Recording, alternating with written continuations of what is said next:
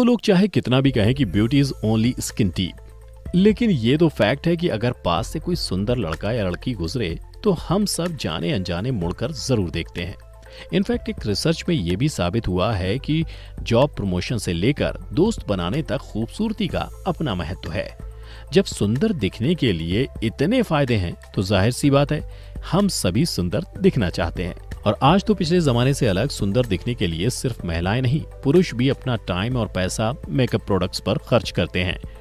लेकिन क्या कभी आपने इन मेकअप प्रोडक्ट्स को खरीदते वक्त उसकी कीमत के अलावा उसमें इस्तेमाल होने वाले इंग्रेडिएंट्स को चेक किया है? अगर नहीं तो आज की ये वीडियो आप पूरी जरूर देखिए, क्योंकि इसे देखने के बाद आप कई पॉपुलर और अपने फेवरेट ब्यूटी प्रोडक्ट्स को खरीदने से पहले 1000 बार सोचेंगे। वीडियो शुरू करने से पहले वीडियो के नीचे लाल कलर के बटन को दबाकर हमें सब्सक्राइब कर लें और बेल आइकन को भी दबा दें, जिससे हमारे सभी वीडियोस आपको मिलते रहें। इजिप्ट में लगभग 7000 सालों से महिलाएं सुंदर दिखने के लिए मेकअप का इस्तेमाल कर रही हैं। ये बात अलग है कि उनके मेकअप प्रोडक्ट्स आज से उलट कुदरत में मिलने वाले नेचुरल इंग्रेडिएंट्स से तैयार होते थे और उन्हें बनाने के लिए मासूम बच्चों का शोषण नहीं किया जाता था। आज ब्यूटी इंडस्ट्री एक मल्टी बिलियन डॉलर इंडस्ट्री है जो अपने शाइन और ग्लिटर के पीछे एक काला और भयानक सच छुपाए बैठी है। ग्लॉसी लिपस्टिक से लेकर हाइलाइटर तक दोस्तों ऐसे कई शिमरी प्रोडक्ट्स हैं जिन्हें इस्तेमाल करके आप अपने फेस पर सोने जैसी चमक ला सकते हैं। लेकिन क्या आप ये जानते हैं कि इन मेकअप प्रोडक्ट्स में ये शाइन कहां से आती है? दोस्तों इसका जवाब है माइका। माइका एक नेचुरल मिनरल है जो मेकअप प्रोडक्ट से लेकर कार के पेंट में इस्तेमाल किया जाता है। दुनिया में माइका का सबसे बड़ा प्रोड्यूसर इंडिया है और कॉस्मेटिक इंडस्ट्री अपने मेकअप प्रोडक्ट्स के लिए ज्यादातर माइका इंडिया से ही इंपोर्ट करती है। इंडिया के बिहार, राजस्थान, आंध्र प्रदेश और झारखंड में भी माइका के बड़े डिपॉजिट्स हैं। यहाँ तक कि दुनिया का 60% माइका हमारे देश के सिर्फ 2 राज्य बिहार और झारखंड में पाया जाता है। माइका आज से नहीं बल्कि सदियों से सजावट और आयुर्वेदिक दवाइयों में इस्तेमाल किया जाता रहा है, लेकिन चूंकि इसकी माइनिंग और एक्सट्रैक्शन प्रोसेस पर्यावरण के लिए हानिकारक है, इंडियन गवर्नमेंट ने इसकी माइनिंग को 1980 में गैर कानूनी घोषित कर दिया था। लेकिन आज भी माइका बेल्ट के इन 2 राज्यों के कई गरीब लोग अपना पेट पालने के मकसद से माइका माफियाज के लिए माइका माइनिंग का काम करते हैं। कमाई के अन्य जरियों के अभाव के चलते इनके पास इसके अलावा कोई और चारा भी तो नहीं है। लेकिन दोस्तों बहुत कम लोग ये जानते हैं कि माइका माइनिंग के प्रोसेस के लिए ज्यादातर छोटे बच्चे काम करते हैं।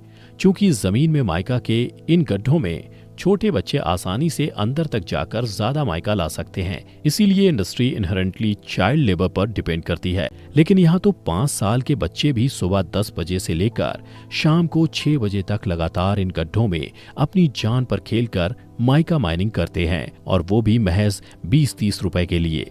इन गहरी माइंस में कई बच्चे घुटन की वजह से अपना दम तोड़ देते हैं, और चूंकि इनसे काम करवाना गैर कानूनी है, इसलिए अगर माइनिंग के दौरान इनकी मौत भी हो जाए तो इसे रिपोर्ट नहीं किया जाता और इनके परिवार को मामूली 20-30 हजार रुपए मुआवजा देकर शांत कर दिया जाता है।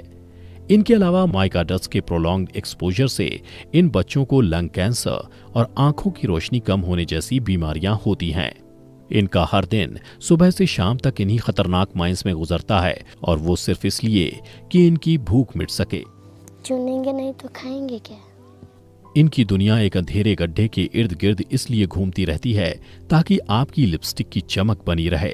ये रॉ माइका हमारे मेकअप बैग में आने से पहले कई होलसेलर्स, मिडिलमैन और बॉर्डर्स को क्रॉस करके आता है। ज्यादातर माइका एक्सपोर्टर्स चाइना की माइका प्रोसेसिंग फैक्ट्रीज को सप्लाई करते हैं और वहां उनको फाइन फिनिश देने के बाद कॉस्मेटिक ब्रांड्स को बेचा जाता है, जो फिर मेकअप स्टोर्स में इसे बेचकर करोड़ों का प्रॉफिट कमाते हैं। सरकारों की मिलीभगत के चलते माइका माफिया का ये धंधा लगातार चलता आ रहा है। हाल ही में कुछ मीडिया सोर्सेज ने जब इस इशू को अंतर्राष्ट्रीय मंच पर उछाला तो यहाँ ज्यादातर कॉस्मेटिक कंपनीज ने इसे नजरअंदाज करते हुए चुप्पी साध ली। वहीं कुछ मल्टीनेशनल कॉस्मेटिक कंपनीज ने माइका माफिया की कमर तोड़ने के लिए अपने मेकअप प्रोडक्ट्स में नेचुरल माइका की जगह इसके सब्स्टिट्यूट सिंथेटिक माइका का इस्तेमाल करना शुरू कर दिया। हालांकि ये कितना फायदेमंद होगा ये कहना मुश्किल है, क्योंकि एक तरफ तो ये इन बच्चों को अंधेरी खान में उतरने से बचाएगा, मगर दूसरी तरफ ये इन गरीब लोगों को बेरोजगार बना देगा। कई एनजीओ इन बच्चों की मदद के लिए सामने आई हैं, लेकिन बिना किसी सस्टेनेबल सोर्स ऑफ इनकम के यहाँ के गरीब परिवारों की जिंदगी बेहद मुश्किल है। और दोस्तों, ये तो ब्यूटी प्रोडक्ट्स के काले सच का सिर्फ एक पहलू था। ऐसे कई डार्क सीक्रेट्स हैं जो ये प्रोडक्ट्स बनाने वाली कंपनीज कभी नहीं चाहती कि आम जनता के सामने खुले। अपनी चालाक मार्केटिंग से ये ग्राहकों को ऐसा बेवकूफ बनाते हैं कि ग्राहक को खुद भी पता नहीं चलता कि उसे ठगा जा रहा है।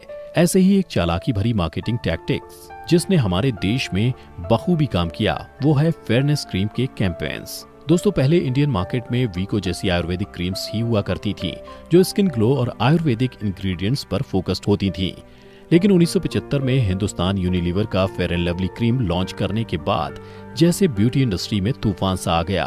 फेयर एंड लवली को इतनी सक्सेस मिली कि मार्केट में एक के बाद एक फेयरनेस प्रोडक्ट्स की भरमार होने लगी। ये क्रीम्स एक टेम्पररी फिक्स तो था, लेकिन आयुर्वेदिक क्रीम से उलट इस फेयरनेस क्रीम में वो सब था जो हमारी स्किन को नुकसान पहुंचा सकता था। ब्लीच के अलावा मरकरी, निकेल, क्रोमियम और हाइड्रोक्विनोन जैसे कई ऐसे इंग्रेडिएंट्स जिन्हें हमें अपनी स्किन के आसपास भी नहीं लाना चाहिए, इन क्रीम्स में मौजूद होते हैं। इनके लंबे समय तक इस्तेमाल करने से स्किन डल, सूखी हुई और बेजान सी दिखने लगती है। इसीलिए इनके इस्तेमाल से जितना हो सके बचना चाहिए। इन फेयरनेस क्रीम के अलावा ऐसे ढेरों प्रोडक्ट्स हैं जो हमारा फायदा नहीं नुकसान ही करते हैं। शेविंग क्रीम में मौजूद प्रोपिलीन ग्लाइकोल नाम के एक इंग्रेडिएंट से अस्थमा होने की संभावना बढ़ जाती है। वहीं 2012 में एफडीए ने 400 पॉपुलर लिपस्टिक्स में लेड की ट्रेसेस पाई थी। इतना ही नहीं, आपके नहाने के साबुन से लेकर आपके फेस वॉश तक में ऐसे कई इंग्रेडिएंट्स हैं जो आपकी स्किन और सेहत दोनों के लिए नुकसानदायक हैं। हालांकि कई ऐसे फायदेमंद प्रोडक्ट्स और ब्रांड्स भी हैं जो क्रुएल्टी फ्री से लेकर एथिकल मैन्युफैक्चरिंग प्रोसेस में विश्वास रखते हैं। इसलिए जरूरी है हम सही से रिसर्च करके ही किसी प्रोडक्ट पर पैसे खर्च करें। यही नहीं, रिफाइनरी 29 की एक ग्राउंड ब्रेकिंग रिपोर्ट में ये भी सामने निकल के आया है कि अमेज़न जैसी ऑनलाइन मार्केट पर बेचे जाने वाले कई प्रोडक्ट्स दरअसल असली प्रोडक्ट्स की कॉपी होते हैं। उनमें क्या इंग्रेडिएंट इस्तेमाल किए गए होंगे कोई नहीं जानता। और दोस्तों, ये counterfeit products multi billion dollars worth की ब्यूटी ब्लैक मार्केट का एक छोटा सा हिस्सा है। ऑनलाइन अगर कोई डील जरूरत से ज्यादा अच्छी मिल रही हो तो सतर्क हो जाएं। इन नकली प्रोडक्ट्स को इस्तेमाल करके आप अपनी खूबसूरती निखारने के बजाय बिगाड़ देंगे, तो होशियार रहिएगा। एक और डार्क सीक्रेट जो मेकअप इंडस्ट्री कभी नहीं चाहती आप जाने, और वो ये है कि एजिंग को रोका नहीं जा सकता। मतलब आपकी उम्र बढ़ेगी तो आपके शरीर पर वो दिखना तय है, यही कुदरत है। लेकिन इस सच को छिपाने की तो बड़ी बड़ी कंपनीज ने 2015 तक ही 10 लाख करोड़ रुपए वर्थ की एक पूरी एंटी एजिंग ब्यूटी इंडस्ट्री खड़ी कर ली। ये कंपनीज 35 से 60 साल की उम्र की महिलाओं की उन इनसिक्योरिटीज का बखूबी फायदा उठाते हैं जो उनके अंदर टीवी और हेल्थ या फैशन मैगजीन ने पैदा की होती हैं।